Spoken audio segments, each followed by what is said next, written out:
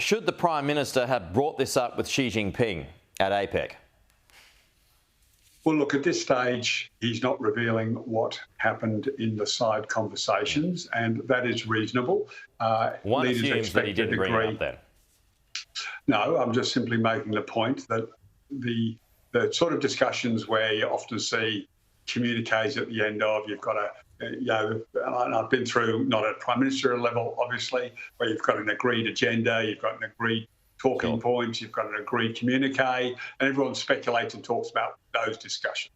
When it comes to the sort of what I call the pull-asides at meetings, they are considered to be more confidential. So at this stage, we don't know whether or not the Prime Minister raised it with Xi.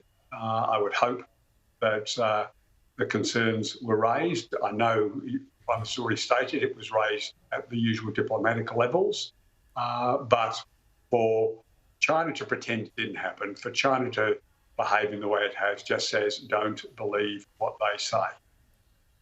So this is just an example of, we've got this relationship that appears to be getting better on the surface, but underneath the surface, it's still as it always was, and China is going to continue acting that way.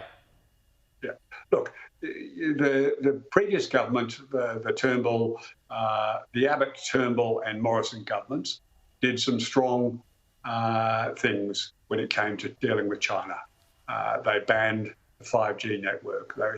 They were trying to get a treaty through which would have allowed China to take Chinese citizens accused of crimes in Australia overseas. That was rejected. The Conservatives almost passed it. The Liberal Nationals almost passed it. It was knocked off.